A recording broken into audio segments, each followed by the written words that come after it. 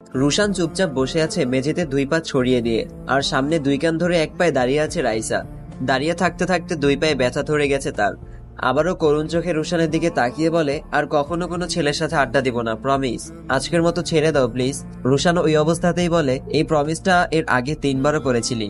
রাইসা বলে, এবারই শেষ প্রমিস করছি, আর কোনো ছেলে বন্ধুর সাথে কথাও বলবো না আমি। রুশান কিছু না বলে চুপচাপ বসে রইল।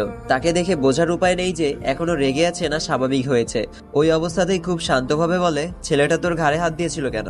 রাইসা চট করে বলে, কই ঘাড়ে হাত দেয়নি তো। রুশান রেগে বলে, তার মানে বলতে চাইছিস আমি মিথ্যা কথা বলছি? রাইসা এবার আমতা আমতা করে বলে, ঘাড়ে একটা পোকা বসেছিল, আমি ভয় পেয়েছিলাম দেখে সে ওটা তাড়িয়ে দিয়েছিল। রুশান বলল, সে কেন তোর গায়ে টাচ করবে? কে হয় সে তোর? আর তোর ঘাড় দেখা গেল কেন? হিজাব কয়টা কিনে দিয়েছি তোকে? রাইসা বিরক্তি নিয়ে বলে, গরমে আমার অসহ্য লাগে ওগুলো পড়তে। রুশান এবার উঠে দাঁড়িয়ে একটু মুচকি হেসে বলে, আজ থেকে সব ভালো লাগবে, এতটাই ভালো লাগবে যে ঘরের মাঝেও হিজাব পরে থাকবি। রুশানের কথাটা মাথায় ঢুকলো না রাইসার, তাই ড্যাব ড্যাব করে রুশানের দিকে চেয়ে আছে সে। রুশান আর কিছু না বলে রাইসার পেছনে গিয়ে দাঁড়ালো। তারপর এক হাত দিয়ে রিমার দুই হাত চেপে ধরে অন্য হাতে একটা চেয়ার টেনে রাইসাকে ওটাতে বসিয়ে দিল। তারপর পকেট থেকে একটা চিকন দড়ি বের করে রাইসার হাত বেঁধে নিল। রাইসা ছোটার চেষ্টা করতে করতে বলে, কি করছো ভাইয়া? আজকে আমাকে এভাবে বেঁধে মারবে নাকি?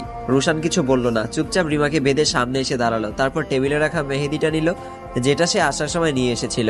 এরপর চুপচাপ রাইসার সামনে হাঁটু গেড়ে বসে মেহেদিটা দিয়ে রাইসার গলায় লিখে দিল, রুশানের বউ।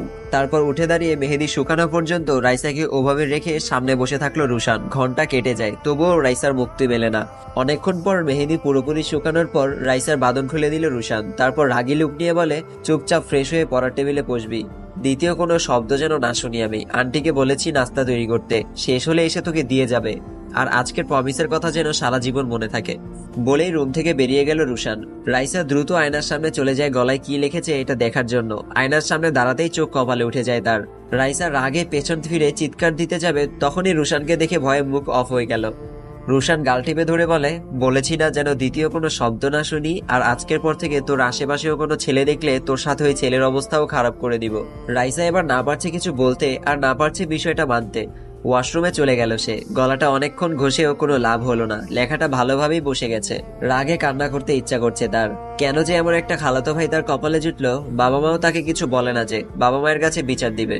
রাতে খাওয়ার সময় বাবার ডাকাডাকিতে বাধ্য সবার সাথে টেবিলে গিয়ে বসলো রাইসা। তবে সকলের নজর খাওয়ার দিক থেকে সরিয়ে এবার রাইসার দিকে পড়লো, কারণ খেতে এসেও হিজাব পরে আছে। রুশান খেতে খেতে বলে, কিরে আজ হঠাৎ তোর উপর জিন টিন ভর করলো নাকি? রুশানের দিকে চেয়ে ভেতর ভেতর রাগে কটমট করতে থাকে রাইসা। এই রুশানকে এখন একটু সহ্য হচ্ছে না তার। নিজেই সব করে এখন আবার খোঁচা দিচ্ছে। তার মাঝে মাও বলে, কিরে মা, কি হয়েছে তোর? গায়ে জ্বর টর এসেছি নাকি? রাইসা এবার জোরপূর্বক একটু হাসার চেষ্টা করে বলে, আসলে মা আমি অনেক ভেবে দেখেছি মেয়েদের জীবনে পর্দা করাটাই খুব গুরুত্বপূর্ণ। মা আবার বলে, তা ঠিক যে পর্দা করতে হবে, নিজেকে হেফাজত করতে হবে, তাই বলে ঘরেও হিজাব পরে থাকবি? রাইসা বলল, হ্যাঁ মা, যেন এই ভালো অভ্যেসটা তাড়াতাড়ি হয়ে যায়। রাইসা চুপচাপ বসেছিল তখন। আজ মাথাটা পুরাই গরম হয়ে আছে। রুশান অনেকক্ষণ আগেই বেরিয়ে গেছে, তা ভেবে একটু হলেও মনে শান্তি আসলো। কিছুক্ষণ পর ফোনে একটা মেসেজ আছে তার, রুশানের মেসেজ, যেখানে লেখা ছিল, গলার লেখাটা যদি একটুও পরিবর্তন হয় তাহলে একেবারে ট্যাটু করে লিখে দিব। আবারও রাগ হলো রাইসার। রাগে হাতটা আচমকাই গলায় চলে গেল, আর রাগে ফুঁসতে থাকে।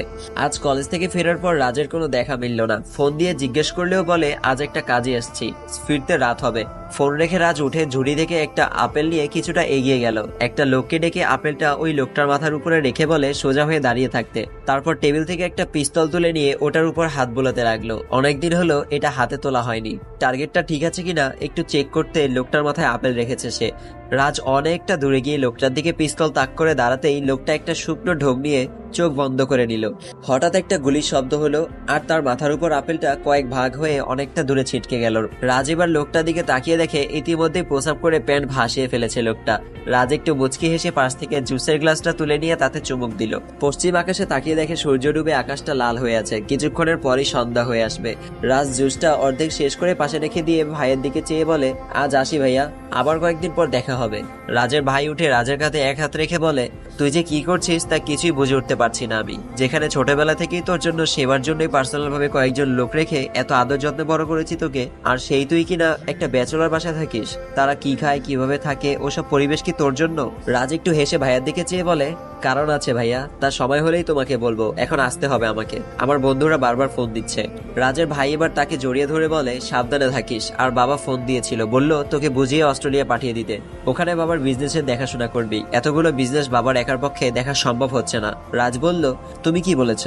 আমি বলেছি রাজ যেটা ভালো মনে করে। রাজ একটু হেসে বলল ওকে ভাইয়া, আসি। পরদিন কলেজ থেকে ফেরার পথে একটা মেয়ে এসে নিলয়ের পাশে দাঁড়ায়। মেয়ে দেখে নিলয় হাঁটার গতি বাড়িয়ে দিলে মেয়েটা দেখে বলে তোমার সাথে গুরুত্বপূর্ণ কিছু কথা আছে, বলেই আলাদা নিয়ে গিয়ে বলে তোমাদের একটা ফ্রেন্ড আছে না তুষার? নিলয় মাথা নেড়ে বলে হ্যাঁ। মেয়েটা একটা কাগজ বের করে বলে এটা গিয়ে তাকে দিবে। আমি দিইনি, আমার এক বান্ধবী পাঠিয়েছে, তুষারকে না দেখে তোমাকে দিলাম। নিলয় সেটা হাতে নিয়ে বলে আচ্ছা দিব। মেয়েটা এবার পাশে হাঁটতে হাঁটতে বলে আচ্ছা তুষার কলেজে আসে না কেন? নিলয় বলে ও একটা রেস্টুরেন্টে জব করে, তাই প্রতিদিন আসতে পারে না, তবে আজ আসেনি একটা কারণ আছে। মেয়েটা উৎসাহ নিয়ে জানতে চাইলো কি কারণ। নিলয় এবার চুপ করে গিয়ে বলে না, সেটা কাউকে বলতে নিষেধ করেছে, ওটা মেয়ে ঘটিত ব্যাপার। মেয়েটা এবার দাঁড়িয়ে বলল মেয়ে ঘটিত ব্যাপার মানে? আমি যতদূর জানি তুষার তো খুব ভদ্র একটা ছেলে। নিলয় এবার হেসে দিয়ে বলে প্রচুর ভদ্র, পরশু একটা মেয়ের কাছে গিয়ে বিটলামি করলে পরে ওই মেয়ের বয়ফ্রেন্ড তাকে সেই লেভেলের একটা মাইট দিল, একবারে গতকাল থেকেই বিছানায় পড়ে আছে। আর শোনো, তুমি আবার এসব কাউকে বলবে না। মেয়েটা এবার দাঁড়িয়ে গিয়ে বলে তুষার আসলেই এমন, অথচ আমার বান্ধবী তাকে কত ভালোভাবে এই চিঠিটা দিয়েছিল।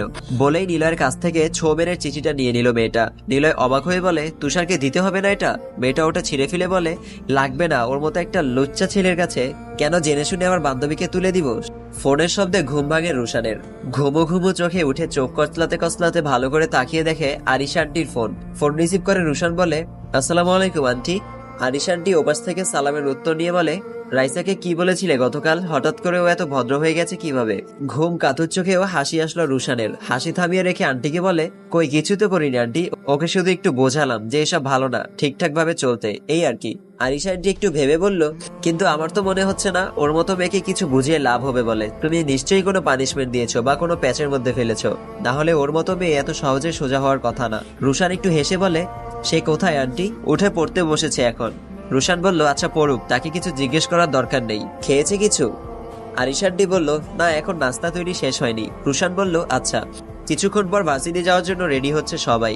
নিবিড় রেডি হয়ে রাজের রুমে এসে বসলো, মুখে হাসি নিয়ে বলে ইদানিং দেখি অরিনের সাথে খুব ভাব জমেছে তোমার, দুজন দুজনকে ছাড়া কিছুই বোঝোই না, লুকিয়ে প্রেম করছো নাকি দুজন? নিবিড়ের কথায় লজ্জা মাখার মুখে রাজ বলে আরে ওসব কিছু না, আমরা জাস্ট ফ্রেন্ড। থাক ভাই, আমার কাছে অন্তত মিথ্যা বলতে হবে না, মেয়ে ফ্রেন্ড তো আমাদেরও আছে, কই আমরা তো এমন একটার সাথে আরেকটার আটার মতো লেগে থাকি না। রাজ এবার উত্তর দেওয়ার মতো কিছুই খুঁজে পেল না। রাজের নীরবতা দেখে নিবিড় আবার বলে আচ্ছা অরিন মেয়েটা তো অনেক ভাবলি ছিল, তাকে কিভাবে পটিয়ে নিলে ভাই? রাজ এবার দুই হাত কোমরে রেখে হেসে বলে আরে ভাই পটালাম কই, আর আমার মতো এমন খ্যাত টাইপের ছেলেকে কি কোনো মেয়ে পছন্দ করবে বলো? নিবিড় উঠে দাঁড়িয়ে বলে শোনো, কিছু ভালোবাসার দিক দেখে হয় না, হঠাৎই হয়ে যায়, আর মনে হয় ওই মেয়েও তোমার উপর ফিদা, তাই এমন লেগে থাকে সারাক্ষণ। তুমি